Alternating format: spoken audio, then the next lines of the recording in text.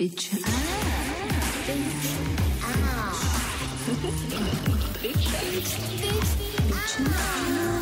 Oh my god, bitch up. Bitch up. 表酱，表酱。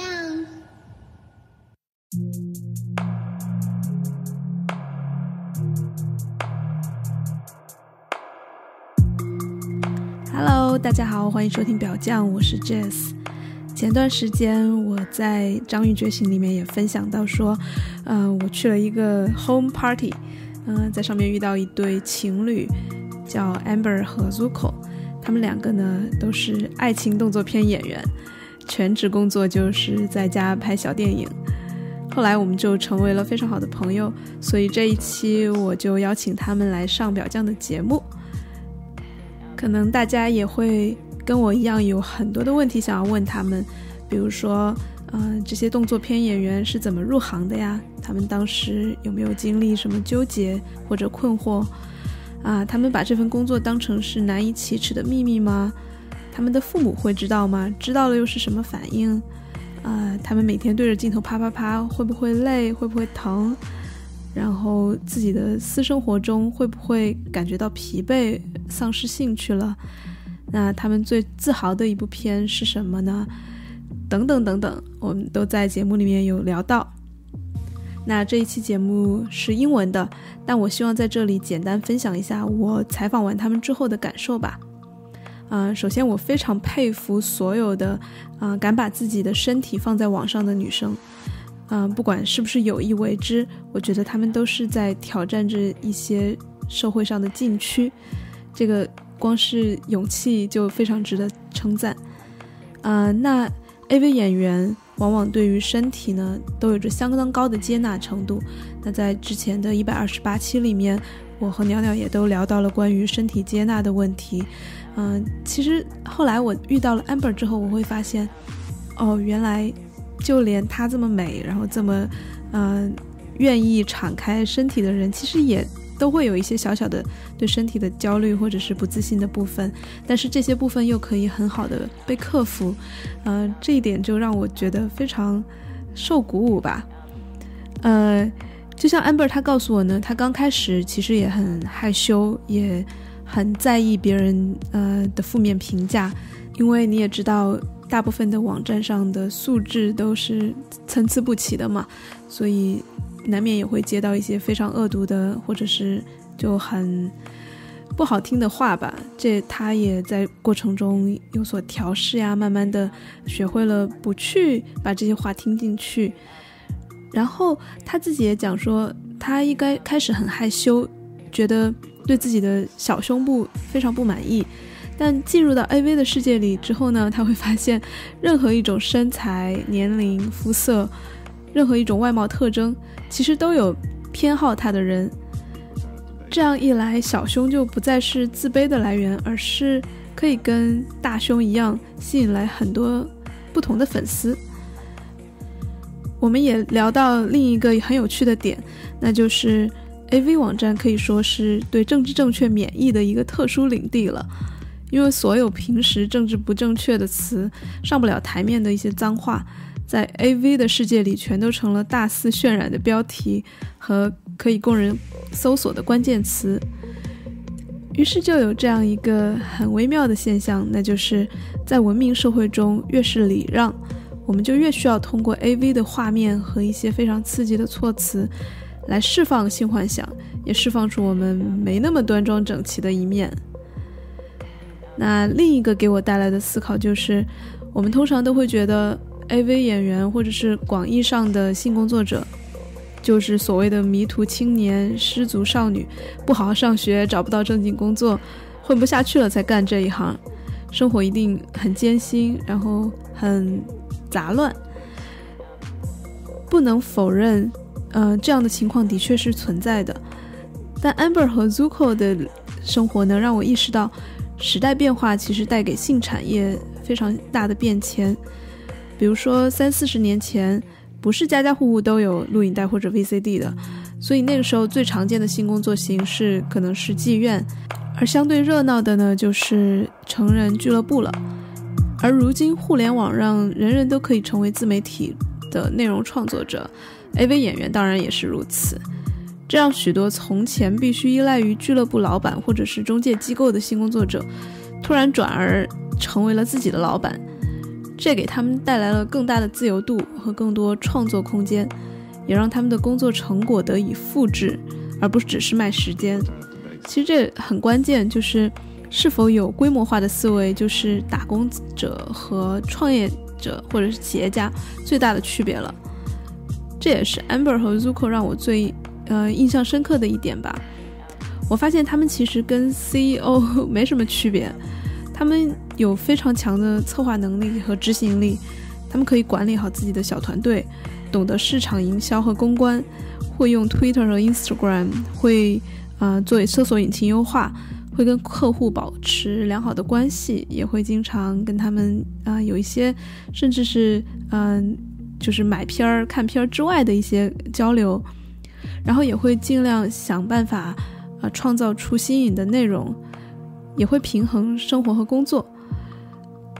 尤其让我佩服的就是他们非常擅长时间管理，他们会把所有的任务事无巨细的一件件列在 Excel 表格上，包括早上几点起来啊，起来之后什么瑜伽拉伸，然后又是要吃坚果，然后要几点到几点是拍片，然后几点到几点剪片子，都列得非常清楚。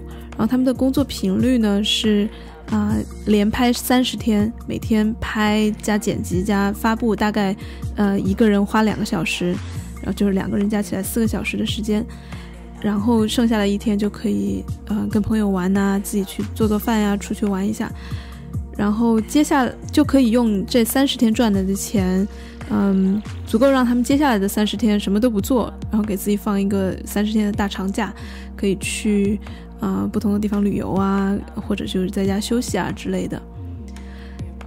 当然对我来说这个工作节奏还是非常强的，就尤其是连做30天肯定会特别累。对他们来说这是他们磨合和试验之后找到的平衡，就是最适合他们自己的生活节奏吧。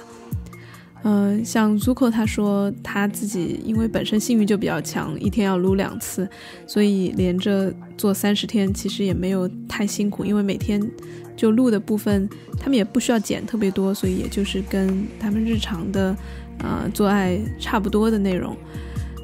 但 Amber 会坦言说这个节奏有时候会感觉到累，尤其是如果长期做一些就是比较类似的动作的时候会有一点点的贫乏，所以他们也会在比如说30天的工作里面会至少找10部或者是20部，没有20部那么多，可能有10部左右吧，是他们真正想要发挥创造力，开始去做一些很有意思的场景啊，穿一些 cosplay 啊，或者是编一些剧啊，就各种各样的吧，他们会花心思在10部上面发挥自己的想象力，而剩下的可能就是一些更适合符合市场需求的，比如说就一些什么口交啊颜射呀这种东西就卖得更好，但是对他们来说可能没有那么有趣，所以就其实很多细节的内容在接下来的节目里面你都可以听到。我也会在微信公众号里面分享他们的网站地址和一些比如说在 YouPorn 啊 Pornhub 上面的一些免费的叫 trailers 是吧，叫预告片之类的，就是免费的片子吧，大家可以去看看。希望大家关注表酱 FM 微信公众号，你可以回复动作片3个字来查看他们的消息。那如果喜欢他们的话呢，也可以去买他们的付费内容，也当是对这2个创业者的支持了。好啦，那我们来听节目吧。Hey guys, welcome to Bitch Up. This is Jess, and I'm glad to introduce you my friends Amber and Zuko. I'm so sorry that I pronounced your totally fake cool. name incorrectly. Totally cool. From some simple questions like, Yeah, how did you get into this? Well, we had a couple friends that were already into it that had introduced us. And for a while, we just like thought about it and didn't really do anything with it. And then eventually, I don't remember why, we were just like hanging out one day. We were just bored. Yeah, and we were like, hey, would you like to try this cam thing? And it's just, the rest is history, as they say. It just took off from there, and we did really good that first night between the two of us. Yeah, we were like, holy shit, that's a lot of money. Yeah. Are we allowed to curse? Yeah, of course, of course. Yeah, we were like, holy shit, that's a lot of money. And we were like, we need to do You this. have to repeat that, but yeah, sure. We need Holy to do shit. this again. Holy shit, that's a lot. How much is Exactly. a lot? We made like 120 in like 2 hours or something like that. That was your first experience. Our first like experience was- webcamming. Yeah. Live. Yeah. And We just- didn't do much, and we made, $120, and we were like, oh, okay, I guess we can get those games we wanted. But we did not do anything for it. It felt like nothing. Yeah. But may I ask before that whether you were already quite like sexually open, you were in the kink thing or something like that, Were we? which helped you like finding it okay to do this kind of work? I think we were swinging at the time. I think we were swinging. And we were doing some kink, but with just each other. We weren't swing. Did we have a girlfriend kinkers. at that time? Then I don't think so. Was that before or after Livia? That was after, I believe. Yeah, so we were already pretty open-minded. Yeah. Because we were fucking other people at that point Yeah. in an open relationship. Right.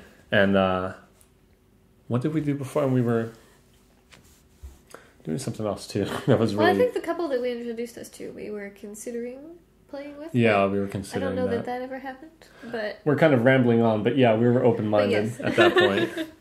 Yeah. We were that pretty was- open-minded, and our roommates were like, yeah, let's... we've done it before. You guys should try it out. You guys seem like a couple that would do well there. And we were like, yeah, okay, maybe someday.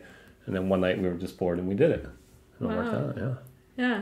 So that was 2 hours. Did you wait first for a few minutes until someone To see what ordered you? happened. How does that work? I didn't even know. Go I ahead. think for that we did hang out for a little bit, but 'Cause we didn't know what to do. right. We were just like, I guess we're live. Yeah, so the nice thing is whenever you start, you get a little tag that says like, hey, this person is new. And so you get more exposure that way. So we didn't have to wait too terribly long before people were like, oh, a guy and a girl, do stuff. Suck his dick. So yeah, we waited for a tiny bit, but we didn't need to necessarily. And we just kind of, jumped into the whole... So you started Fellatio first, thing. and then people started to show up. And did they demand you to do something? Like, There's all kinds of requested. different types of people. Yeah? Yeah. There are Oh, people that demand. They're like, take his pants off and suck his cock now. Yeah. And we're like, no, bro. Like, pay us. Yeah. And the other people are like, wow, you're really beautiful. Would you mind doing this? And we're like, Yeah. oh, thanks for being so respectful. wow. But no, you have to pay us. Yeah, exactly. And then there's the people that just tip, and then And they're then just ask. and then they say the request, and we're like, oh, okay, yes, we can do Yeah, this, so or there's several maybe types. we can't, but we can do this other thing that maybe will There's help. noise on the table. So Ooh. it's fine. It's fine. Oh, okay. I'll be very soft about it. Yeah, you can do it hard too, but not now. Yeah, not now. Yeah, so that was your how you began to work in. That's basically how we started. And from How you there on, started. we started doing it every day, and then we started doing it once a week, and then we started doing it twice a week, and then the whole week, and we just keep changing and kept changing what worked for us because we were experimenting. Because we jumped into it not knowing what was going on. We didn't know how much to do, how long to do it. So for the most part, we did 2 hours a day. And then at one point, we started doing 6 or 7 hours a day. We did like 4 hours in the morning and 3 hours at night. Yeah. So that was all webcamming live. That was all Yep. webcamming at first, yeah. Yeah. That was all webcamming. We didn't get into the videos until like a year and a half into camming, I think. Yeah, what a shame. We should have jumped I in. know, right? We should have jumped in right We away. made up for it. Yeah. Can you introduce us a bit about the difference? Like, why would you prefer one over the other? Videos, well, no, I was gonna say that you can be your own boss, but that's true either way. Yeah. I don't have a good answer for this. The big difference is one you do live and you get paid once, Yeah. and the other one you do Oh, once and you get paid for the rest of whenever. however long. For however long. As long as the video is up, somebody's probably going to be willing to Somebody's buy watching or buying it, yeah. So that was a huge jump for us because we, it feels like a job. When you wake up, you have to go online. You have to go online at a certain time because people expect you on at certain times. At what time, madam? It depends on whatever time you've picked. Whatever schedule you've picked, if you keep going and you're consistently on that time, that's really important because then the people who really like you know when you get online every day. Right. And then they come online at the same time and pay you. Yeah.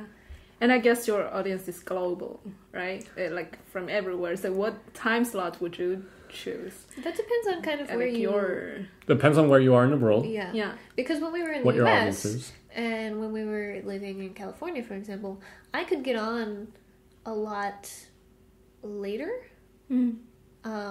because we were like 3 hours behind the rest of the country and subsequently like the world pretty much. So I could get on later and then just kind of like jump into each time zone, kind of like as everybody's waking up, I can be online. Right, except for our European fans who would obviously be sleeping. Right. But like when we're here now, and a lot of my fan base is in the US, so right now, if I get on in the earlier part of the day, everybody in the US is still asleep, or it's like about time for them to go to bed. So I have to get on kind of later now in order to get the people that are like home, Her current fan work base. from home and stuff like that. Yeah. We could adopt a different schedule now and get a new fan base, but why would we start over? No, yeah. And I would say your fans are quite loyal. Yeah, quite. Already. Yeah. Oh, that's cool. And most of them, are, as you said, are US based. Cool. Yeah. And yeah, I like your idea of the videos are more reusable. Like it's a way of scaling up. What's the income called? It's called passive income. Passive income. Passive income, exactly. The other thing too is there's less pressure, I guess you could say. Oh, absolutely. So when you're on cam, you are expected to do like a specific thing or whatever. And you might be doing one thing and then somebody can come in and pay you a bunch of money and say, hey, do this other thing instead. Whereas with the video, I can do whatever I want, whenever I want, which is kind of nicer. Yeah. And would you say no to some of those requests? It depends. I mean, yeah, but it's it all depends. comfort level. Yeah, it's my comfort level essentially. Like, I don't do a lot of anal requests,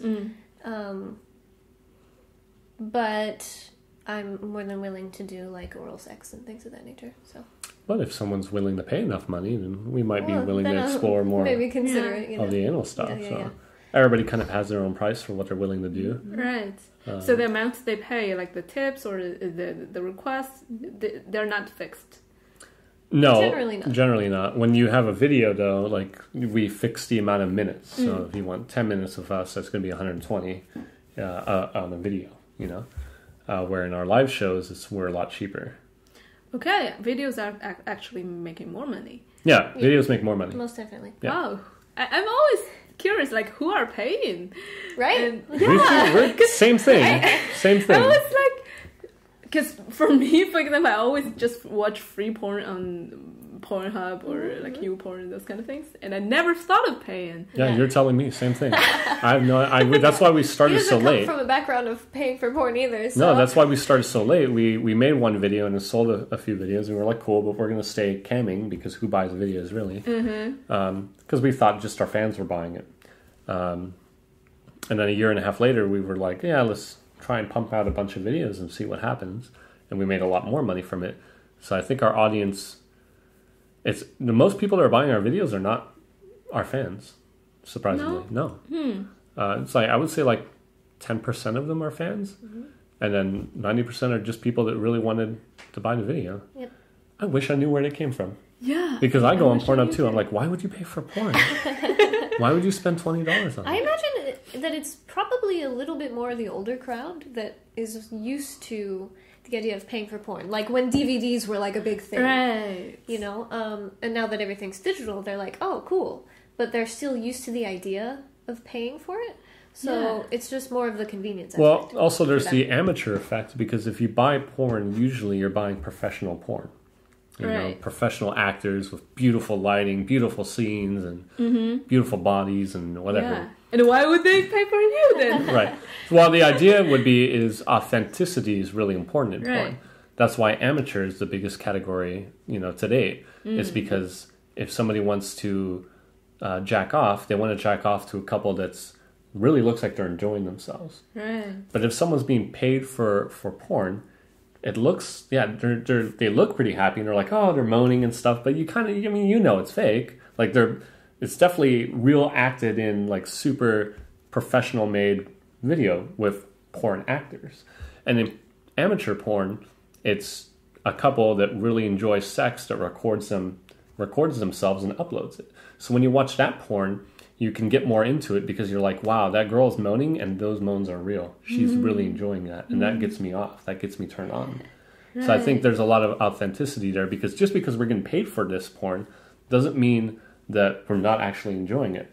Where in a lot of mainstream porn, actors that initially enjoy it stop enjoying it because of the pressures of mainstream filming and mainstream, like having to look perfect, moan perfectly, and all that. Finding the perfect angle. Yeah, I mean, you still have to look for perfect angles in amateur porn, so the filming process somewhat stays the same in terms of that and wanting the good lighting and stuff, but the actual sex is low pressure, because in mainstream you have someone that says, okay, you need to come right now. Okay. Then we have other actors that are like, okay, you should moan more, but I'm not enjoying it right now. Yeah, you should moan more, but I don't even know this guy. Yeah, but please moan more and pretend you like it more. Where in an amateur porn, you're doing it with someone you know and you're comfortable with most of the time because you control it. And so you actually enjoy it. So when you're moaning, if you're not moaning, that's fine. Just do something else and get it going. Where in the director's like, don't do something else. We're doing this scene right now. So you have much more creative control to do it in a way that you enjoy it. Yeah. Okay. So do you do different takes? Maybe you have only one, for example, camera, and you want to do the same thing for different angles, so you do the same thing several times. Yeah. Not usually. So generally, if we want different angles, we just start from wherever we were. So it's not that I'm necessarily doing the exact same thing twice.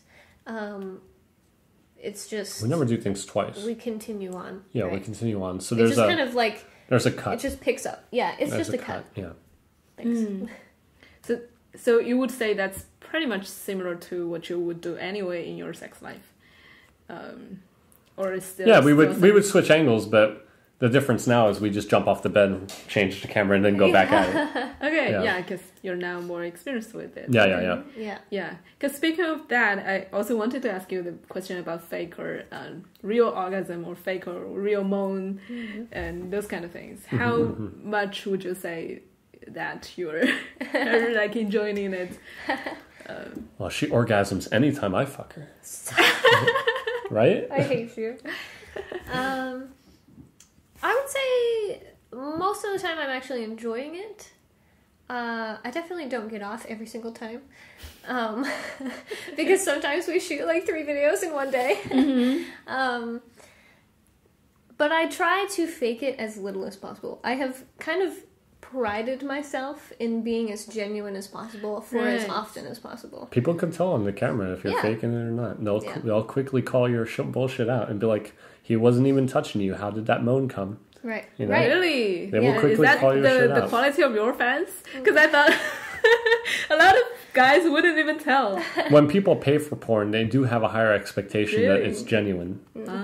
At people the very in cam least. shows too. Like, there have been a number of times where certain things are popular in cam shows, but it ends up being a lot of the girl faking, and it gets around. Like, if the girl fakes it, she's known for that. Yeah, and it's easy to tell. Don't go to her. Wow, so that's a huge reputation thing. Yeah, definitely. Yeah, wow, absolutely. So, do you receive a lot of comments saying that you're authentic and you like yeah, I suppose so. I get just yesterday we got one that was like fake. Yeah, just yesterday we got a comment that said, those fake moans are quickly turning me off or something like that. Did we? Oh, I didn't Really? even see it. Yeah, we Do did. you respond to those comments? No. No, not No. really. Not usually. No. Don't feed the trolls, as they say. Don't feed the trolls. Yeah, Right. I had somebody call me ugly today, and I was just like, okay, Shit. that's rude, but whatever. I know. Okay. So you don't usually interact with your fans? Well, The nice ones. The nice ones, yeah. Yeah. Yeah, we say Definitely. hi. The people that are, The shitty ones are just shitty. well, yeah. Yeah. But that happens in any movement. It doesn't have to be sex. You could be making a YouTube channel and you'll get Yeah, shitty yeah, comments. I try to answer all my emails and my Twitter DMs that are positive. And definitely when I'm on cam, I pay special attention to the people that are my regulars and things of that nature. And I actually, there are a couple people that I text on a regular basis as well. Like, you mean outside of your work as well? Mm-hmm. That becomes like regular / friends kind of Yeah. thing. Wow. Yeah. Yeah. It's cool. I've met quite a lot of cool people, actually. Yeah, because they're just people behind screens just like us Yeah. enjoying porn, and there's nothing wrong with that. No. So not if at they all. have similar likes and we end up talking to them a lot, they'll end up becoming friends too.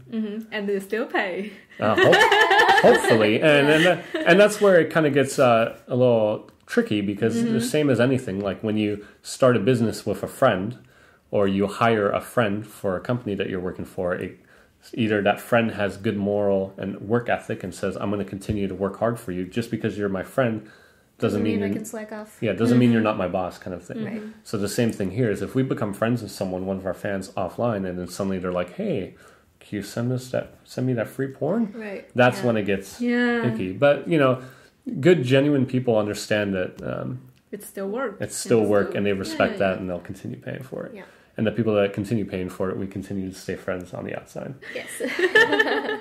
Oh, so authentic. Yeah, super authentic. But I agree with that because We even stay friends with people that don't buy our porn anymore as long as they don't ask for free porn. Right. That's Yeah. the disrespectful Yeah. part. exactly it's Yeah. about respect. Yeah. And yeah, you want to add something? Go for whatever you were going to say. Yeah, no problem. Because before we record this, we were talking about the pros and cons of this industry, and it seems that Amber has more negative things to say, and you Yeah, have yeah. more. It's more like We balance each other out. Yeah, that's true. I have all the great things to say about it. She has all the negative things. I like that. It's like a live debate, or Yeah, absolutely. you don't have to debate about it, but I really want to get to know more about like the different aspects of your work. So, Well, I'm the type of person, I'm the glass is half empty kind of person anyways, and he's... The what? The cup is half empty yeah, kind yeah, of yeah. person, and he's definitely, it's half full. Half full, yeah. So it's easy for me to be like, wow, this sucks. But overall, I still love the industry. But things that kind of grate on my nerves a little more is like, I get a lot of unsolicited dick pics in my Twitter DMs. So many dick pics. So many dick pics. And for a while, it's amusing. Like, the first couple times, it's like, okay, thanks, I guess. Like, this is kind of funny, but, like, whatever. You just let it roll off. After, like, the 200th dick, you're kind of like, okay, guys, like, in what universe do you think this is going to work out for you? Yeah, I don't know what they're Yeah, expecting. what do they expect? As a guy, I don't know. That's They need to a Zuko question. they need to make a documentary about people that send dick pics and be like, has this ever worked for you? Have you ever sent a dick pic to some girl where she didn't ask for it and she was like, oh, yes, let's meet up and fuck. I didn't realize you had a dick. So I have no idea. Yeah. But we get them all the time. But yeah, it happens. Yeah.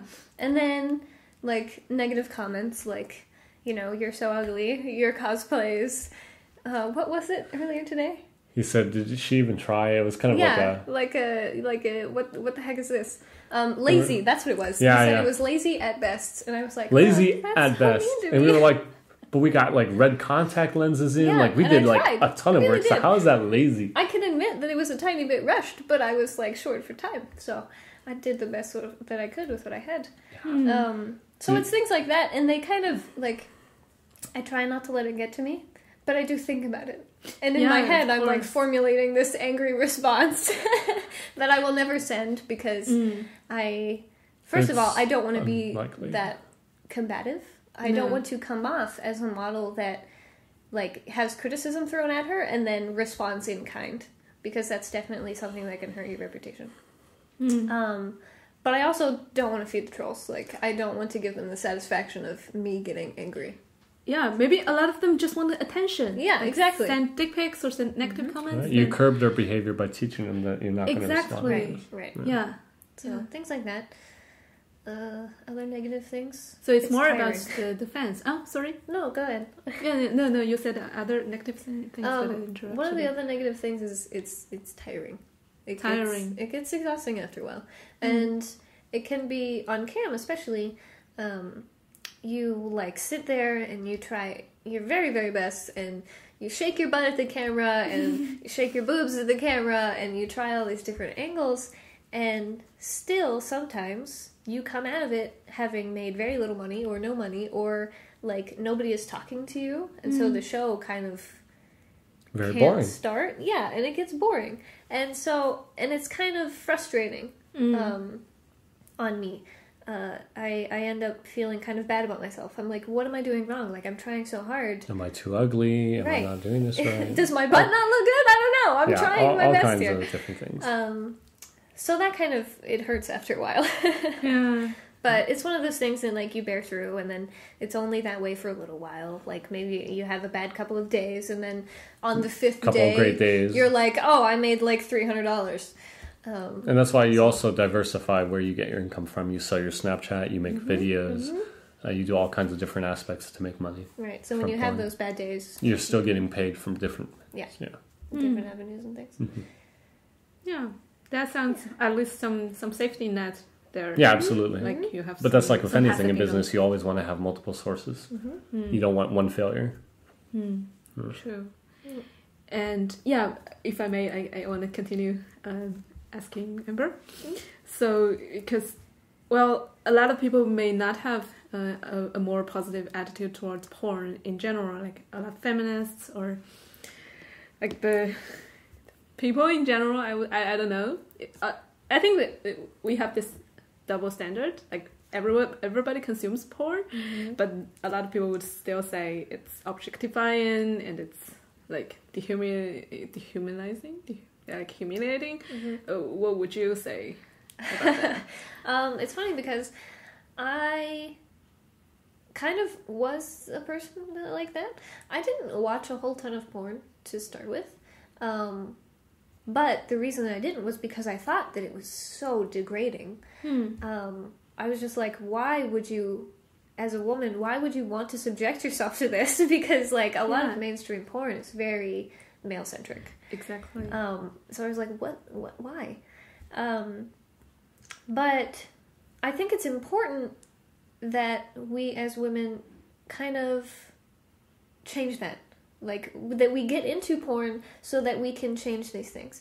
If you go into amateur porn and you're like, no, we're not doing a blowjob scene today. We're doing what I want to do. We're going to do, you're going to eat me out instead, you know? And I'm going to come on your face. Yeah, exactly. And at that point, it does become empowering. It becomes like... yeah, I don't know. I don't have a better word for it. You can only do so much on the outside of the movement. When you really want to change a movement, you have get to be inside kind of and you inside of really it. contribute in the way that you think it should be. Right. And so we still do, I mean, a fair amount of like blowjob scenes and things of that nature. I know what sells. Yeah. But I do still try to do whatever I want, and I have made this a business for myself. It's not that I am working for Zuko. Zuko works for me. Yeah. Wow. Because you have this account just under your name, right? Right, Zuko, do you have a name? She could Like leave me account. at any time. Yeah. I would be perfectly fine on my own. Yeah. Yeah. Yeah. I would say that's also the more mainstream part of the industry you can see from that. Because it's under your name, and maybe a lot of time your face is not centered. And Or even on the camera. Well, that's the thing. The funny thing about porn is it's very male-centric in a way that it's focused for men who are jacking off, but it's not male-centric in a way that it shows the male and cares about the male, if that makes sense, or the man. Because, for example, if you watch a blowjob scene where it's a POV and it's the camera at the top and you're looking down and the girl's sucking this guy's cock. It's all about the guy jacking off and enjoying that view of the girl being, doing that. But what about the guy behind the camera? Nobody gives a shit about him. It's just... Well, maybe there's not a guy behind the camera. Well, no. I'm talking about the guy that's receiving that blowjob. What about him? We don't see his face. We don't see what he, those kind of aspects of that. So, although it's very limited, like women are by far more subjugated. Suppose if that's the word you're going for. To unequal representation than the males, of course. But it kind of goes everywhere. It's kind of, you want to bring change to everything. You want to also show men and show the pleasure that they're having. You want to show women and show the pleasure that women are having. We won't find equalness in porn. Equality. Ah, that's the word. We won't find equality in porn if we just switch the roles. We have to find equality where everybody can show enjoyment. That's true. Yeah. I think, but this is the dilemma, though. Like, who would pay to see you enjoying? Well, and that's the thing. The people that would pay for that would be women, but women aren't into porn. Women don't watch as much porn as men for would. them. Right, and that's exactly it. There's not enough content to get women interested in going to porn. Society tells women that they shouldn't be watching porn. So there's a whole societal change and there's a whole content change that needs to happen to get more women in. And then those women would be interested in seeing the male's pleasure because I've had a lot of partners, and those partners have always told me they really enjoy me moaning or they really enjoy seeing me enjoy it. But I don't get to show any of that on the camera because the guys don't want that. And there's like barely any women that watch it. That's very true. So if that changes, then of course women would be watching. Yeah. So the first step is to make more content for them too. Yeah. Make more content for women. Make more content for women, and then on a sex education and cultural change, is tell women, hey, it's okay to watch this stuff. Yeah. And it's okay to pay. It's okay. It's okay to pay. Definitely. Yeah, definitely. Yeah. And I would I would say paying almost makes you better as a person because then you're paying for the model's time. You're supporting the model directly. Almost always when it's in the amateur scene, you're supporting the model directly. Because we don't get paid to shoot these videos. In mainstream porn, perhaps the model gets like a big chunk of money for shooting the scene. Zuko and I don't get money for shooting the scene. Like, all of our money comes from people that are willing to buy the video. So we put a lot of time into this without... guarantee of anyone buying it. Right, exactly. Without the guarantee of getting anything out of it. But if you go to a mainstream porn company, they will guarantee pay you for a scene that you're doing. Yeah. May I ask how much that would be on average? Like for a... I'm not 100% sure. I would say anywhere between $500 to $1,000. I don't know how. Even less if you're like 200, 300 if you're unknown, or if you're like just a model starting out, probably less. Yeah, you have to work your way up to those kind of numbers. That's really not much because they can sell those videos forever. Forever. Forever and for a lot more. Yeah. That's why we prefer to work for ourselves.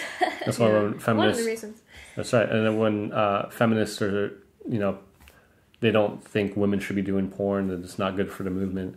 I think the opposite. I think it's very empowering for women. And the point of feminism is so that women aren't constricted and they can do what they want. And with their body, they can show it off, they can hide it. It doesn't matter. There is no right answer. It's just, what does she want to do? That is true feminism, letting women do what they want. Right. And if women want to get into porn, then perfect. That is perfect feminism because she is doing what she wants. If other people perceive what she's doing in a negative light, that's their problem. That's especially people that call themselves feminists, like and women feminists specifically. Like, if you are a woman that is shaming another woman for going into porn of her own accord, you are not in any way helping feminism. You can't fight for women's rights and then tell those women they shouldn't be doing something. Right. That's completely contradictory. So would you consider yourself a feminist? Zuko and I have debates about what being feminist means. I would say definitely that I support women's rights, but I'm not the kind of person that can actively go out. I don't seek out rallies and things of that nature for feminism, so I don't feel right calling myself true feminist because I don't want to hurt. I don't want to take away from the people that do real work and say, oh yeah, I'm a feminist, but all I do is be supportive. Feminist ally, I guess. Or yeah, well, maybe you're defining them as feminist activists, and you're in a more like broader term feminist. Yeah. Like Usually when someone says that they're feminist, you assume that they're very passionate about feminism Right. and very interested and might be very involved with it. So if I were to say, yes, I'm a feminist, and they say, oh, great, what do you do for women's rights? And I say, I fuck a lot of women. I fuck women and play Overwatch. I don't do, you know. Right, exactly. That detracts from a person who says that they're a feminist and Right. actually Yeah. does something, in Yeah. my opinion. Yeah, it's a very controversial term anyway. And Yeah, it is. A lot of True, people, true. different Yeah. people have different. We used to have definitions. some close friends that got mad at us for not calling ourselves feminists. And they were like, you support women's rights, right? And like, yeah, call yourselves feminists. I'm like, I feel like that hurts more than it helps. And they're like, no, if everybody calls themselves feminists, the world would be perfect. I'm like, if everybody calls themselves feminists and all of them are doing the same thing that they're doing now, what changed? That doesn't make sense. No. But, I don't know. Yeah. But what about So because like, well, I will say it from my own point of view, so that I don't pretend to be objective. Because I was thinking of like whether I would like to join porn industry, but to me, I think the biggest obstacle is I can't think of someone like having a camera zoomed in to my genital, and I do those kind of things every day, and people just jerking off. I feel like it's very to myself. It's not very connecting, or that doesn't meet my need for like having a more meaningful job. I don't know. Whether You have find that. meaning inside of it, right? Yeah. Yeah. You find meaning with the people that comment on your videos and say, that was really great, you looked amazing, that was hot, I came so hard. Like those kind of comments that tell you that. And then when you see them live and you talk to them in your cam shows and they say, I really watched your video, I was having a bad day, but I'm always glad to have your videos available. Wow. That makes a meaningful change. Wow. It is really nice That's to hear. sweet. I've had Yeah. a number of people be like, my day sucked. And then I saw your face. And I was like, well, thanks. Wow. They're like, I've been on cam and I'm like, how's your day? And they're like, well, kind of meh, but it's better now that you're here. And I'm like, oh, thanks. Oh, so in that sense, you also provide some emotional support or emotional Yeah, labor. In that Absolutely. sense. That's the whole point of camming too, because anyone could go online and jerk off to porn, but they can't make a real connection with someone. And that's the point of being live, is that they can connect with you. Camming is a lot more intimate in that way. So in that sense, camming versus video, then camming has more like real life connection with Yeah. people. Yeah, absolutely. Absolutely. Definitely. Yeah. As far as the videos, though, I have been disconnected, or I have disconnected the relationship between sex and people for a long time. I don't know how to say that in a way that doesn't make me sound like a horrible person. But like I tend not to get over emotional in regards to sex. So I can have the camera be like super close to various parts of me, and not feel embarrassed or ashamed or like this is too intimate, because sex is just sex. It's just an action that people do. It doesn't have to mean anything. It can totally 100% mean things.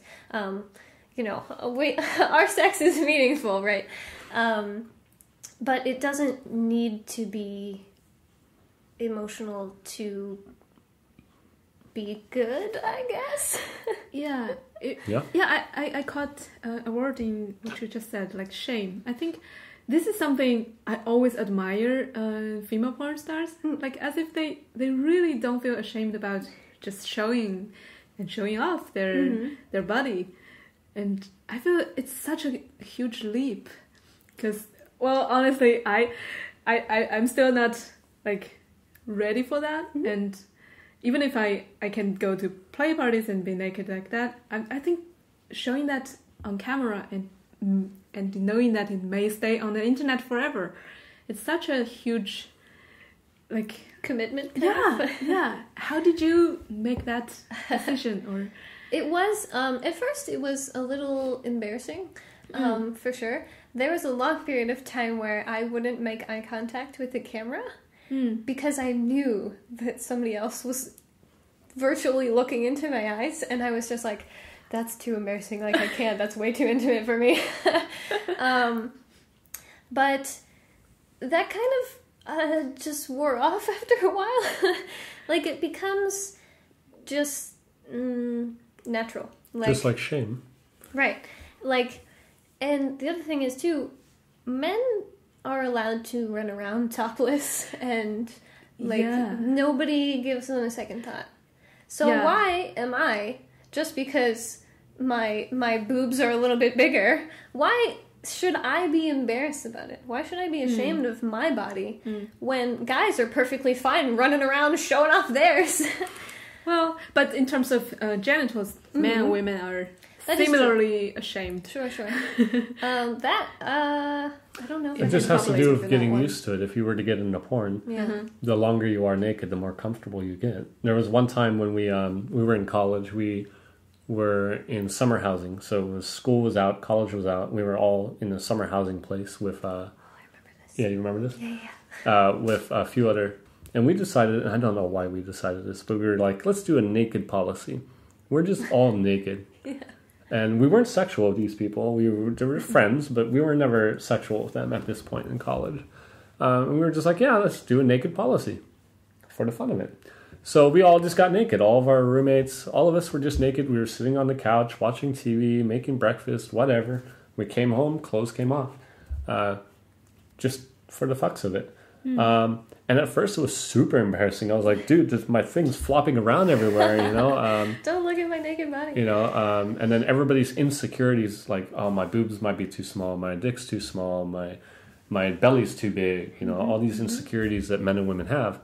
They're there. They don't disappear, but they disappear over time. You get used to it. And you realize that... Nobody cares. Right. And I think part of the implication or part of the reason that people feel ashamed is because they notice all their imperfections and they don't want other people to notice. And because you don't see that from other people, so why would you want to show it off? But nobody is perfect. But that's the Everybody thing about has cellulite in weird places. Like, people know there's like different sizes of various parts, genitalia, whatever, boobs.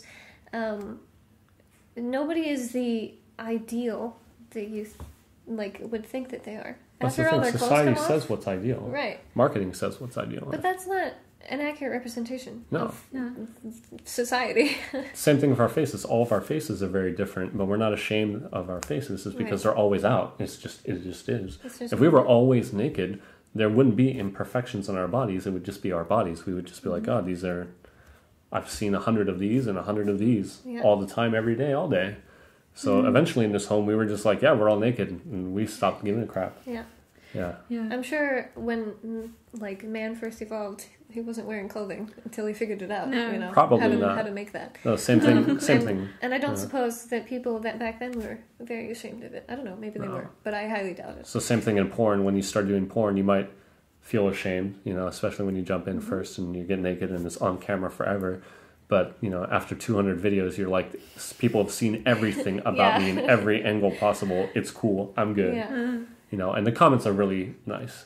So when you get naked and you put a video out and you get 10,000 views, that's 10,000 people that saw your body and said, all right, I'll jack off to this.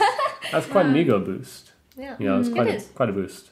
But would you say that's because you guys are relatively good looking and well built and no, I mean, have you guys gone through the process of overcoming maybe not being confident about certain body parts? Yeah, and then, absolutely. Yeah, definitely. Yeah, we don't look at each other and think we're perfect at all. We don't think we're... No, of course not. We don't look at ourselves and we're like, yeah. I'm like fucking hairy everywhere. You know, I don't need cushions when I sit down because my ass is so hairy that it's just cushioning for me. Like, trust me, like that would be definitely a thing. Throughout high school and up until... Actually, through some part of my cam career, I was super concerned with the size of my boobs because people in high school used to make fun of me. And so that became a serious, body image issue for me. And it wasn't until I had somebody like Zuko to fully appreciate it that I was like, oh, I'm not like less of a person because my chest size isn't, you know, double D's or something ridiculous. So I have gone through that, like, oh yeah, what are you even doing right now? What is this? Like, what is this? What, your thighs are like gigantic. They're taking up the entire screen. So I have dealt with that. And I still sometimes do, to be completely honest. I have been working out a little bit more, and I've noticed that certain parts of, like, my core, like my tummy and stuff are changing. And at first I was like, oh no, I'm getting fat. And then I realized it was muscle. But there's still that tiny bit of me that's like, I'm not completely flat. And I am almost embarrassed about that when I'm on cam. Cultural programming is hard to get rid of. It no is. matter what. Yeah. But I so related to that. Yeah. But it's just one of those things that, like, you know, there are still people in the world that think you are beautiful the way that you are. And you have to remind yourself of that and say, oh yeah, I am a beautiful person, despite this perceived flaw that I have. So that's the thing. Yeah. So would you receive some comments saying your boobs are small? And what would you do? Now on cam, Surprisingly, we don't get those much. not so much anymore. In porn, there's someone for everything. So, Yeah, I mean, definitely. Yeah. And, you know, you do get the occasional, like, wow, you're so an attractive comment. And it's like, that's unavoidable. No matter how perfect your body Right. is, you will get negative Right. comments. The That's nice true. comments far outweigh Yeah. the crappy ones. Yeah, absolutely. So Yeah. you get way more upvotes than downvotes. Yeah. True. And in that sense, that helps you to learn to deal with the judgments and from others and from yourself, I guess. Definitely. Yeah. It's a very growing experience getting into porn because you really have to deal with a lot of different things. And depending on how you deal with those, you can really grow in so many ways as a person. Can you elaborate on that? Yeah, just in self-worth. You know, when you have so many people that tell you you're beautiful, that really helps your body image issues, you know. So now when we put videos on Pornhub, we tag them on the categories with small tits. Because there's such a marketing for that. Before we're like, oh shit, well it was her. She was like, my small tit. Nobody wants to see these. Right. But on Pornhub, they have a category for it. They Yeah. have so many people that enjoy that size that they make a category just for that, and that improves your self worth. Wow. So Definitely. I think that's really a matter of perspective because you can see that as a flaw or as an asset. Sure. Yeah. but when people click on that category specifically and say, wow, those are beautiful tits, Or when people say, "Wow, they're too big to call small boobs," Oh no! then you're just fucked. You don't have big ones or small ones. There's no medium tits Average category. tit size. yeah, maybe there are. Maybe. Yeah, because now there are so many categories in porn. Yeah, tons of them, tons of them. Everything. Yeah, on Pornhub specifically, there's only big and small. Yeah, Specifically. yeah. But I think there's like a body type. I think there's an average. There's a body type that's average. Yeah. Yeah. So that falls under the category, I think. Yeah. Yeah, but speaking of this body image and shame, may I ask if you have come out to your parents, or because we heard a lot of people against porn say, "What would you do if your parents know it? And what if, would they be so ashamed of you?" And, yeah. So my parents were not excited about it for sure. You've told them. Yes, I have. Definitely. I told them, let's see, maybe a year or two ago. And it was a hard conversation for me. And I cried a little bit because I was so worried that they would be ashamed of me. But the thing was, I didn't want to lead this, like, double life, kind of. Because it was really hard to... Especially because I wasn't working any other job at the time when I was telling them. So every time I would talk to them, they'd be like, how are you making money? And I'm like, I don't know what to say. How do you have so much money? Right? How are you paying rent right now? And I'm like, well... and so I would have to come up with, like, a reason as to why I was making money. Thankfully, Zuko had a side business at the time, so I said, oh, I'm just working for him. But it did come out to them eventually because I was like, I'm so tired of this. I can't like do this anymore. And so I cried as I told them because I was like, they're going to disown me and it's going to be scary. But they didn't, and it was fine. And they weren't, totally stoked on the idea. But my mom has been always kind of like a closet feminist, I guess you could say. She carries herself a lot of pride. She has always instilled in me that men don't tell me what to do, and that I live for myself. And so basically her idea on it was, okay, as long as you are going into this because you want to, and not because anybody else made you, and as long as you are safe, I will accept it. You are still my daughter and I love you. Oh, that's sweet. It was nice. And so we still don't like talk about it a whole bunch, but they are okay with it. Both my mom and my dad are fine with it. And as long as I'm happy and everything is right with the world, then there's no problems. If it's like really, if doing porn becomes such a big part in your life and it's so important and you do it all the time, and you want to make sure your loved ones know and the people that are close to you know, because then you're hiding so much from them. And you need the emotional support to tell people like, yeah, I had a shitty day. Why do you have a shitty day? I can't tell you. You know? Yeah. Or, hey, I just celebrated my first year doing porn, my 100th video. Like, I'm really excited. Oh, I can't tell you about this, you know? So it's good to have a support network. And it's also good that if you care about people, like your parents or your family, and you really have a close connection, and you care about them a lot, and they're in your life, like if they're in a different state or different country and you barely see them, maybe it's easier just to keep it all hidden because why put them through the trouble? But if they're in your life constantly, then it's worth talking to them about it. And hopefully, because you care about them so much, hopefully they care about you as much too, to say, I understand, or at least you're still my daughter, you're still my son, you know? And that they're not like, well, you're never coming back here again, you're not our family anymore. Well, in that case, you probably won anyways, because you should have had those kind of people that close in your life anyways. Yeah. But would you say your relationship with your parents got closer or otherwise after you came out? I would say that it kind of stayed the same. They kind of just ignore it.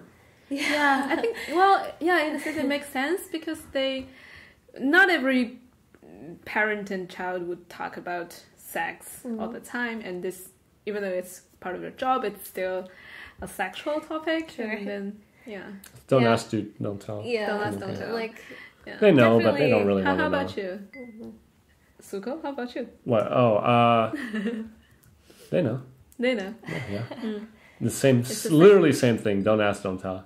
And I'm like, okay, well, I'm not super interested in telling you how great my cum shot was, so I'm okay with it. Yeah. So, and I pretty guess much the for same guys, thing.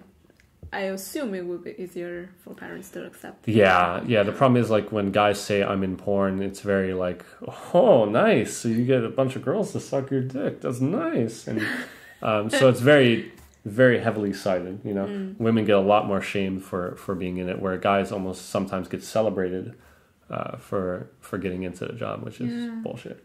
Yeah, that sucks.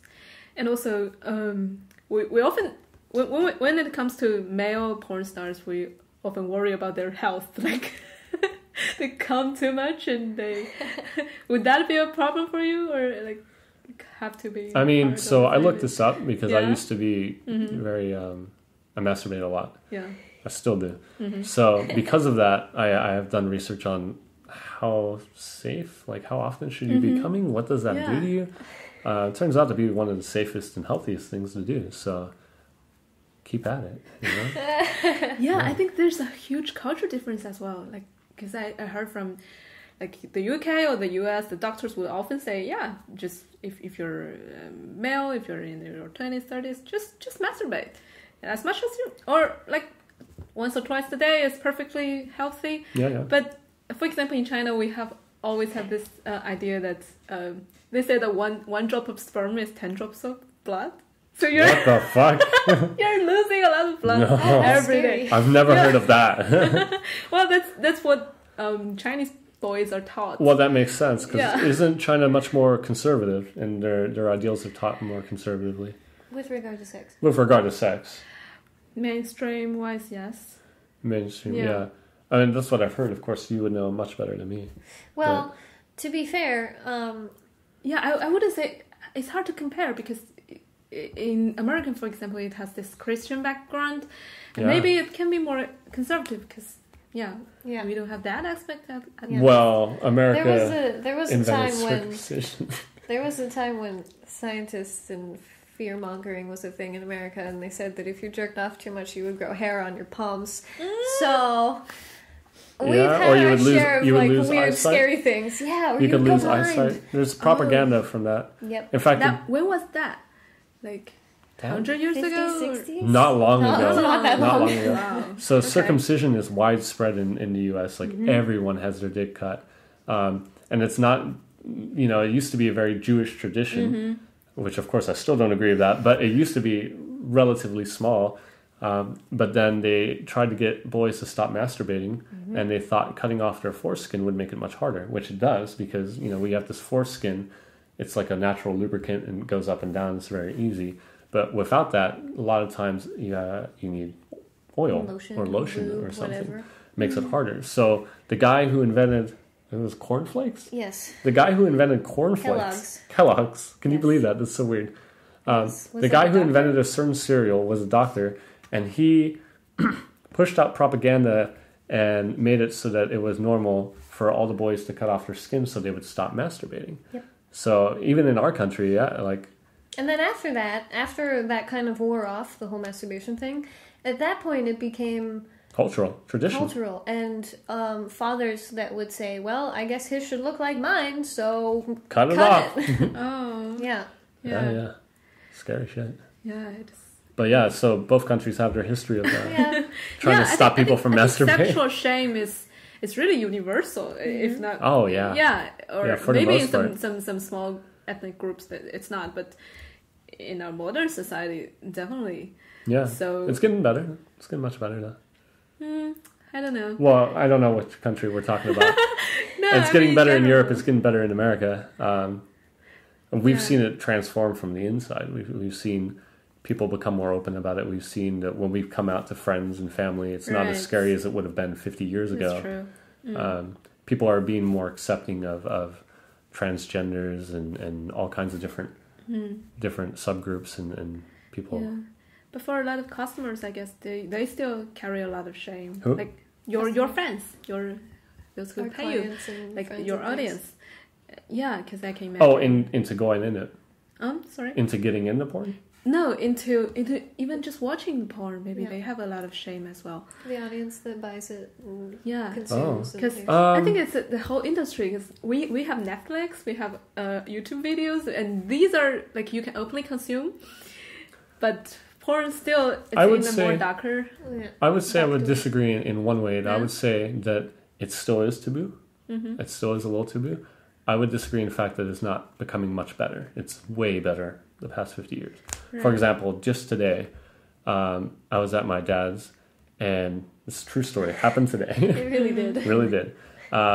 And my dad was showing me this cool little box on this TV that can show me all the channels from all over the world. Like any channels I want, I can go through it. And we were going down all the categories, and suddenly there was an adult category. And I was like, let's look at that one. And so for like the last 30 minutes there, we were just watching at all these different porns, like Flipping all these through different porn porn channels. With my dad, who's fairly conservative in the most part. He's from Iran, and he immigrated here like 30, 40 years ago. But yeah, he's in his he's almost 60, so he wouldn't be anything like in our generation. But here we are watching porn together. I think he was a little embarrassed at first Oh, a because little he kept embarrassed. looking at me and being like, "Close your eyes." But But in general, just beyond that, the experiences we've had with friends, and we've moved a lot. We've lived in 4 different states, and we've met tons of people from tons of different spaces, and just saying, yeah, I'm going to this weird kinky thing that's happening at this bar, or what kind of porn do you watch? It's still a little embarrassing, but it's not like I don't watch porn at all. it's more like that's true. it's more like I don't really want to tell you what porn I watch, Yeah. which is a lot better than I don't watch anything. Right. Porn? What's pornography? Like, never heard of it. So, Yeah. yeah. In that sense, yeah. For younger generation, it's easier to Yeah. openly talk about that. That's yeah. true. The older generation, Different. that's a different story. Yeah. Yeah. I think too more young couples are watching porn together. I think that's happening more That's frequently. becoming more frequent. Yeah. Too, Like it used to be kind of like a thing that like guys do once their woman is asleep or whatever. Yeah. Yeah. And now it's kind of like, oh yeah, they watch porn together to get things in the mood and then do their own thing. Get kinky. So it's cool. Mm-hmm. Yeah. Yeah. I was also like, yeah, we can talk about more of the content of your porn. Like the are there any episodes that you're proud of? Any interesting ones? Anything very creative? You want to share some of that? So I can think of two. Uh-huh. One of them has been my like crown jewel for the last like year.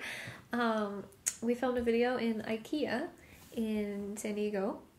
It was myself and another girl, and Zuko, of course, was filming us. And we walked around, and in various parts of the IKEA, we would stop and do, like, we would make out, or touch each other, or flash, or whatever. You Finger each literally other. do that Yes. in IKEA Yes. while people are around. Mhm. Wow.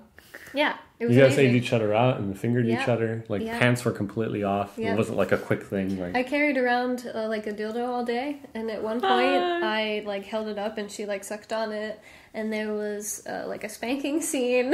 Wow. Yeah. if you go on Pornhub and search IKEA, we're like It's one like of the the first first one. videos. Wow. So that's one that was But definitely... wait, I'm so curious about this one. So how did you do that without having people complain? Well, they didn't watch. We were very sneaky about Yes. it. We spent 6 hours in there. Yeah. So you, And the you- video you- was only, like, yeah? 11 minutes.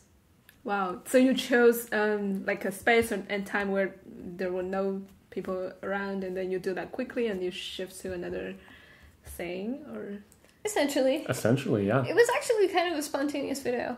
Yeah, we didn't want to. We didn't just showed think up about and we it. were like, this would be interesting.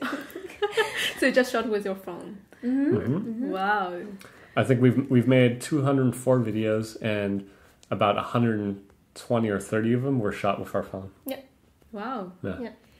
And I guess that's the amateur part of it. That's the amateur part of it, People too. would like it. But surprisingly, our phones are also super good now. yeah, Well, that's yeah. You know, true. they shoot 4K. The videos that Video we have were in quality is 4K, and improving. it was just like a $150 iPhone that shot in 4K, and we're like, Yeah, okay, yeah, yeah. Why not? yeah.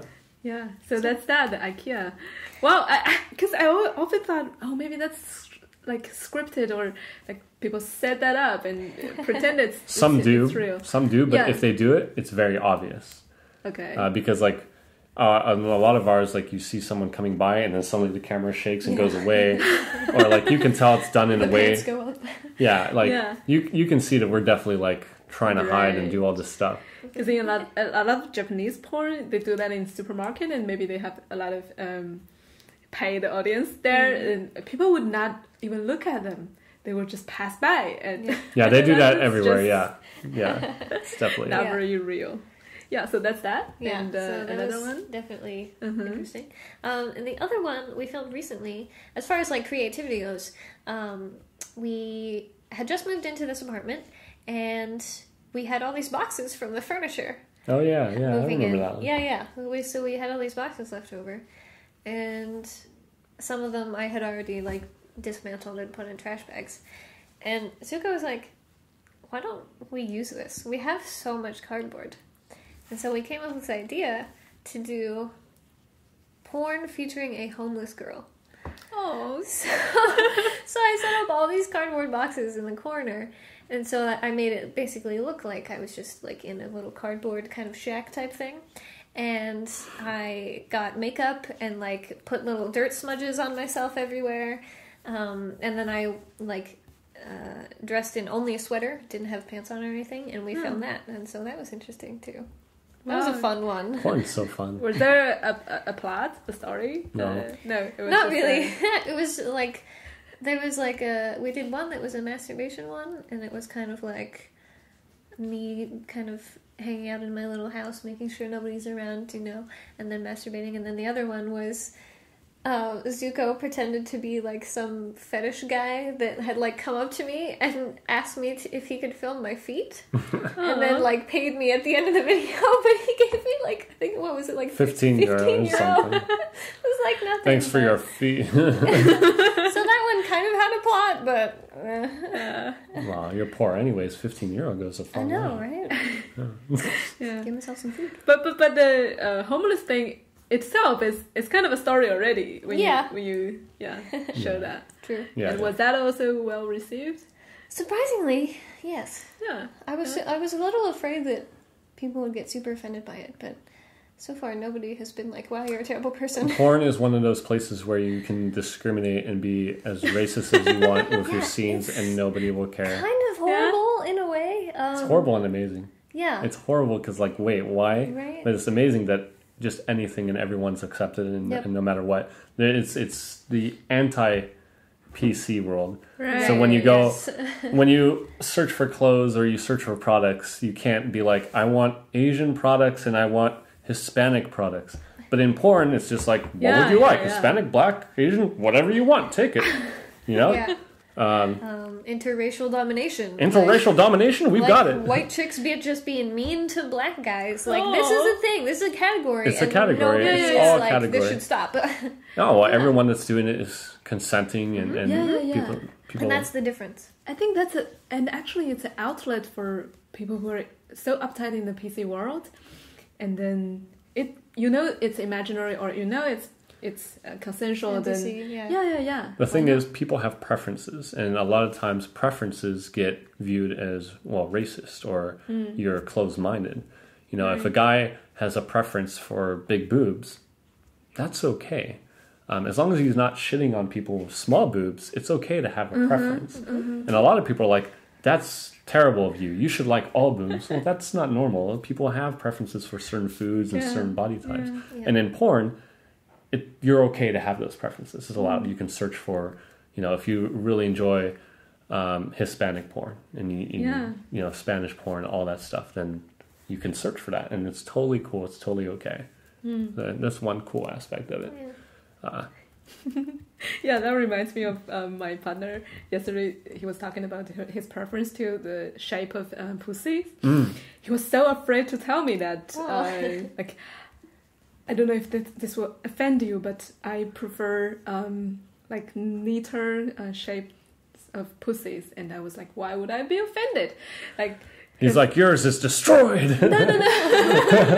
No, because first of all, I don't fall too far out of Okay. explanation. But also, and I know, and I was asking, like, then why would you feel that afraid that I would be offended?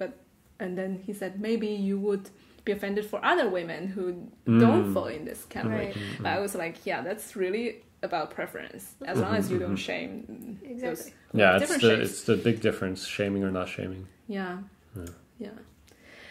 And yeah, do you have any other episodes that you like, Suko? I love bloopers. Bloopers are always fun. And what? Blueberry? Bloopers. Bloopers. Oh. So it's just when we make porn, sometimes we fuck up. Sometimes we laugh. Yeah. So we make compilations of those. He likes the silly things. I like I the saw silly that episode is so cute. I was like, this is safe for work? Not really. stuff. Oh, Yeah. It was fun to do. There was one video where we did a Mr. Meeseeks one Oh, God. from Rick and Morty. That one was really fun. Yeah. She made a whole mask for me. I did. I, made this whole paper mache mask. It Yeah, was and pretty then I got legit. to be Mr. Meeseeks. So that was fun. It was interesting, for sure. Yeah. But I have favorites for every season, so to speak. All kinds of really fun videos that we've made. Yeah. Yeah. So I see a lot of creativity in your work. Yeah. We try. Yeah, you have to. After so many videos, you're like, okay, we've done blowjobs. Can we make this different? Can we Yeah. wear something different? Look a little different? Can it be a different scene? Maybe like you're my daughter. Maybe you're a homeless girl. So change up the scenes and change everything up. Even the backgrounds are important. Yeah. Because nobody wants to watch the same porn over and over again. But how do you make a blowjob different? because it's the same act, so you have to change everything around the blowjob. Can you give an example how you change it? As an example, so for one of the things we could say is we do like cosplay stuff. So like various costumes and things. And I've done a couple of the characters from the video game Overwatch that's really popular.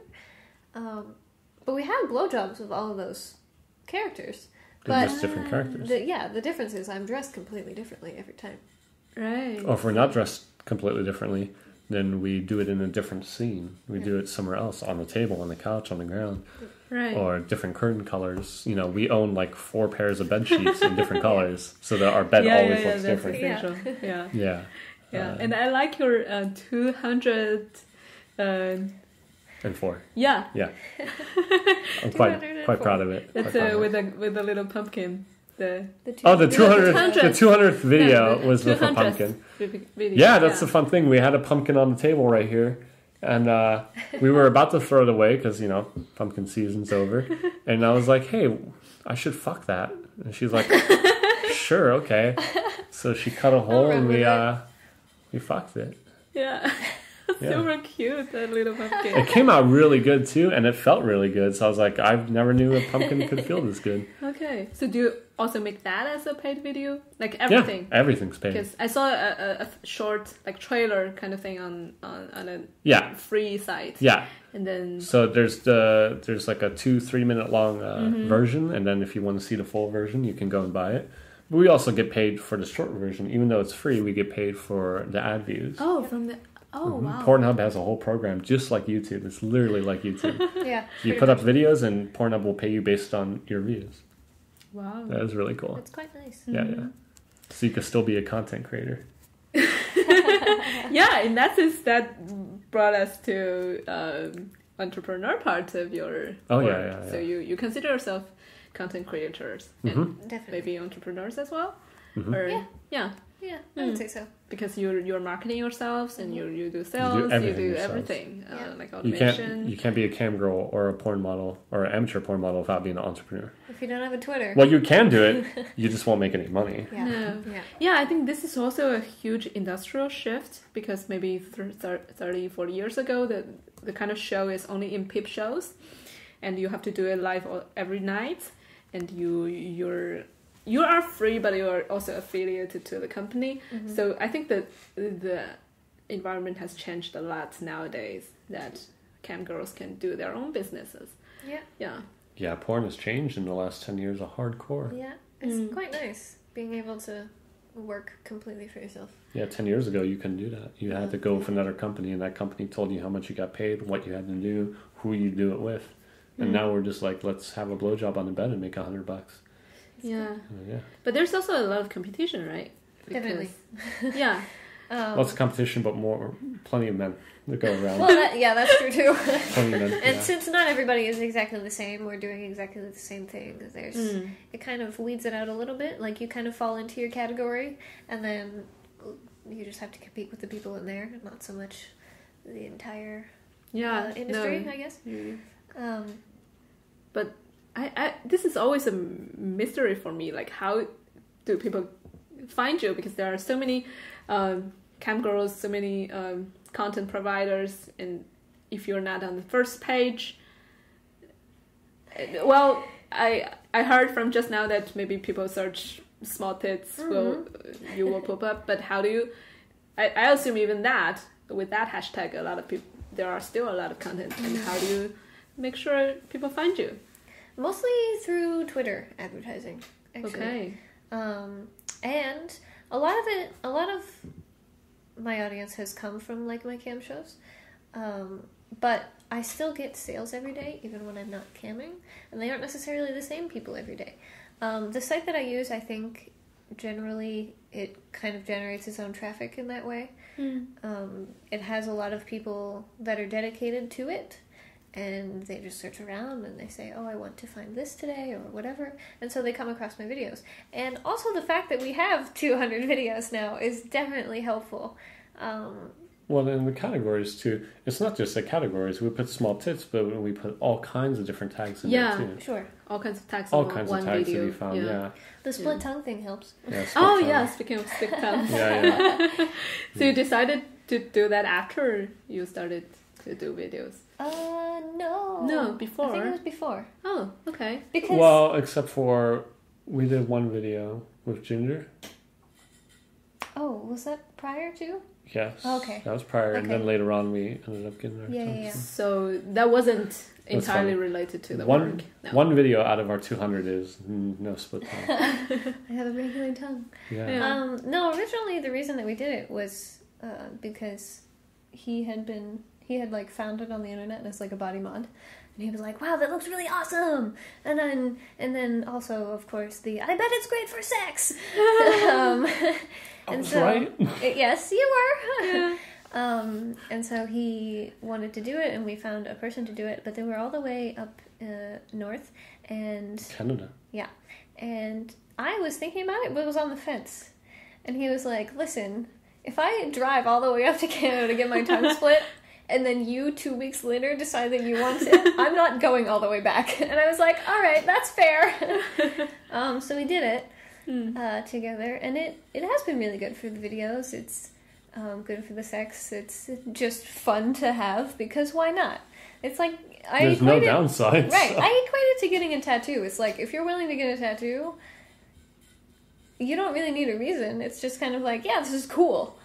Have you guys ever missed a complete tongue? Or how do you say the opposite of split tongue? I don't even know.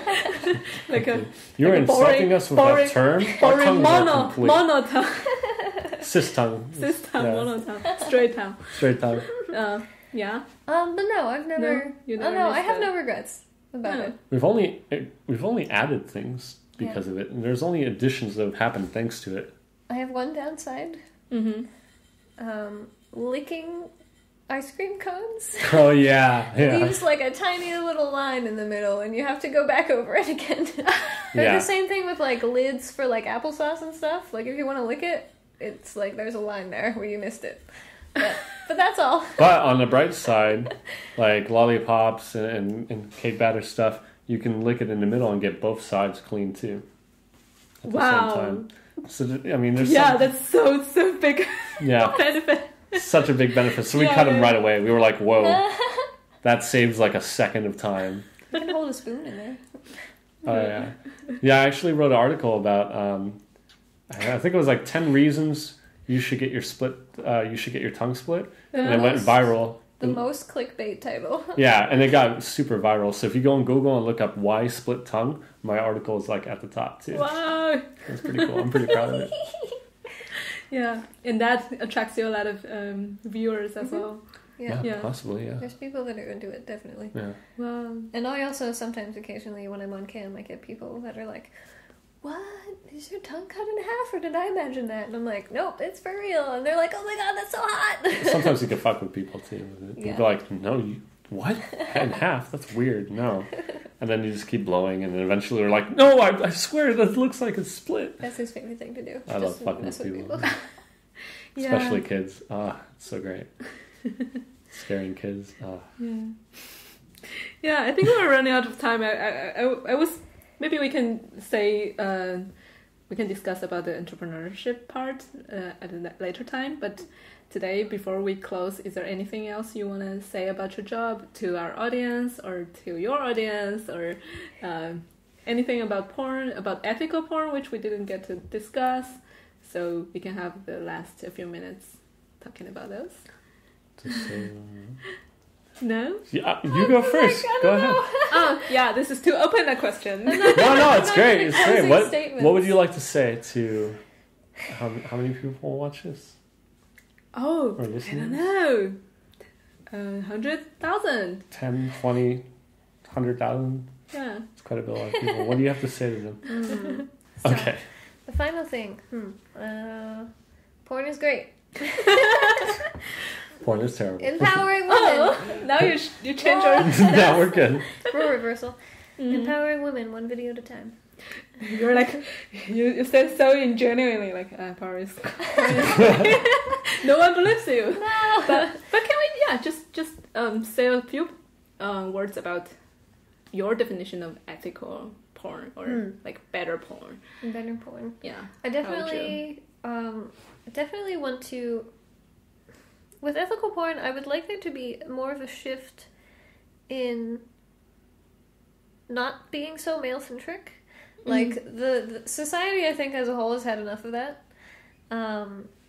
It's about time that we get some porn for women in the world and stop thinking of the women that are in porn as being, like... Exploited. Yes, exploited or, like, in some way or another, like, mentally messed up. Because I feel like that's a big thing that people assume is, like... that women that are going into porn are doing it because they're, like, depraved and they can't, like, afford to live, and so they have to go into porn. But that's not the case. It definitely happens, and that's very unfortunate, and I would love for that to stop. But there are plenty of women that go into porn purely because they want to.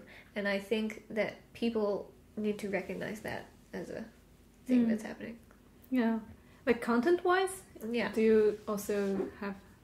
like a preference of how porn, like for example, if you would consume some porn food, you would want to pay for a good content. Yeah.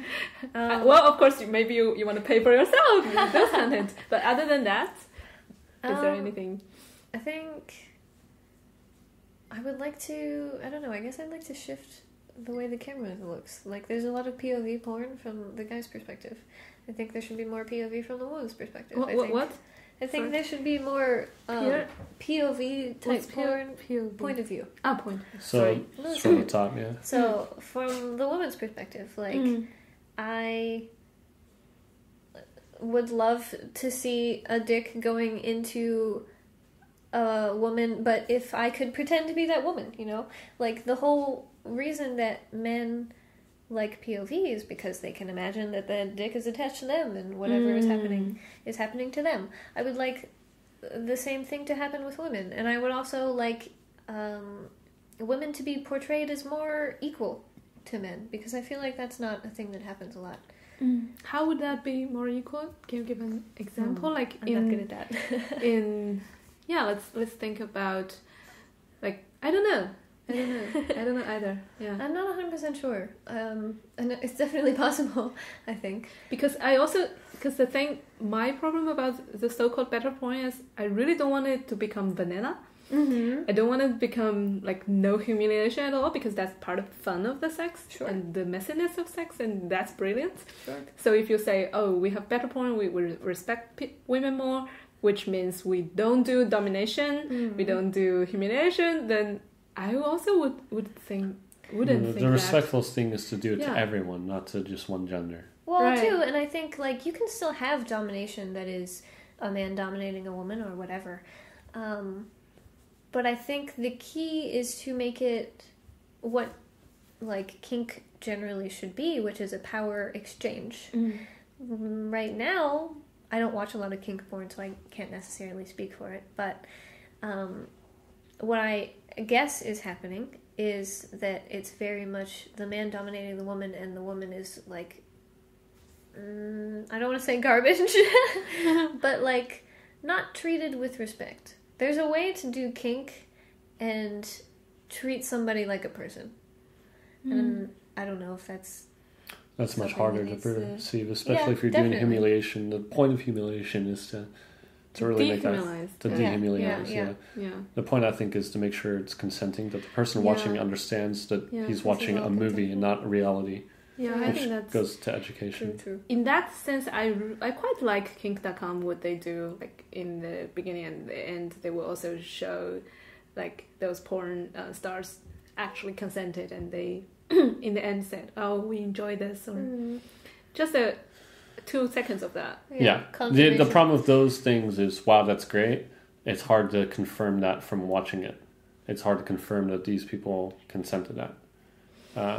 Although kink is very professional, so like you can generally feel safe that the models are consenting.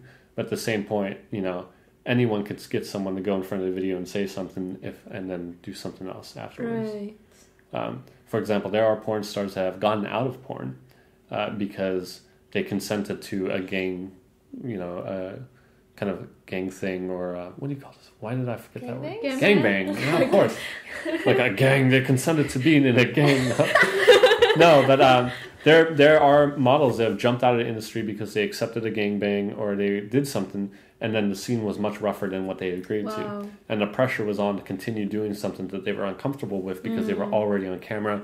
Everyone was doing stuff. There's cameras on them. So they just have to get through it because they've already started. And then they get out of it because they didn't really consent to that. They didn't really know what they were getting into. And maybe the producer didn't want to say or scare her too much because he knew she would say no. So there are definitely issues in the industry that way that you can solve by doing it yourself. Yeah, or, I mean, you could do it yourself, but I think definitely there has to be a system in place for, like, the studios Work to with more ethical do studios. what they say they're going to do. Right. Studios need a reputation for models. Right now, what happens is, oh, you didn't like it? Oh, too bad. We can get hundreds of other people to film this thing. Yeah. Who cares that you had a bad experience? Yeah. I'll just get this other 18-year-old girl to do this gangbang. Yeah. So the difference is that these models have to speak up and they have to shame these producers and directors and say, this isn't okay. This is not okay. Don't go with this company. And the company should fail because they won't be able to get people to work for them. And that's really hard because there's so many models that want to work. So the difference there is to have other competing, more ethical producers and directors in porn companies that say, hey, come to us. And then when a model goes to all these porn companies, she could pick the best one. The one with the best reviews will be just like a restaurant. You go to, you have 3 different restaurants, so you pick the one that has like really amazing reviews. And so they'll pick the director and the producers there.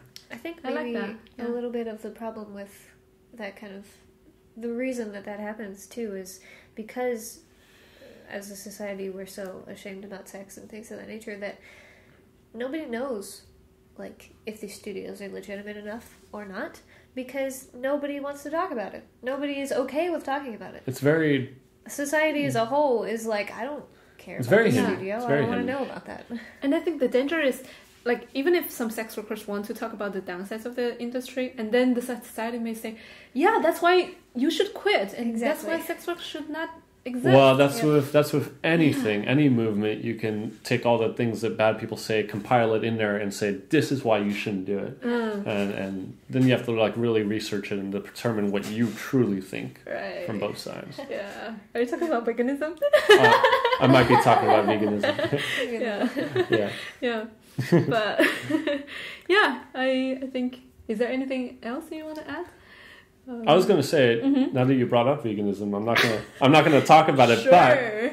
But one of the things that we did was when we made our porn profile, we wanted to make ourselves stand out. So if anyone who's listening to this wants to get into porn, they should think about what makes them unique and what makes them different and what makes them, personality-wise. Because people are going to be watching you because they want to know who you are, not exactly what you do. Because any girl can blow a guy, any girl can masturbate.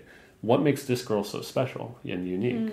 And so we did the daughter thing because Amber looks really small, so she fit perfectly. We did the vegan thing, so people got an idea of like what she was all about. And then we did. You did a vegan porn? Not a vegan porn. It's just when we advertise ourselves, we put in vegan cam girl, vegan model, vegan thing, and so.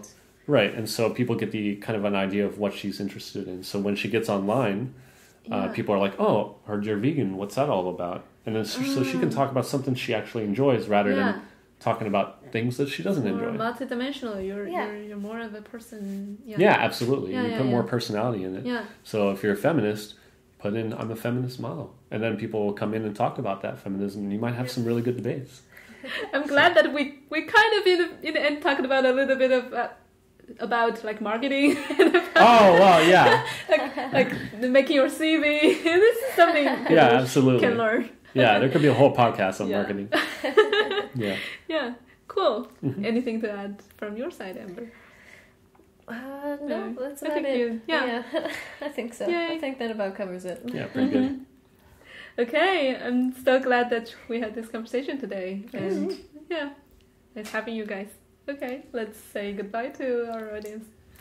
Bye, everybody. Enjoy our porn if you watch it. Oh yeah, sure. I will put your link there. Oh hell yeah, cool. Cool. 如果你听到这儿，相信你的英语水平应该非常棒。那如果你有兴趣的话，可以给我们表酱 FM 写信，成为我们的志愿者。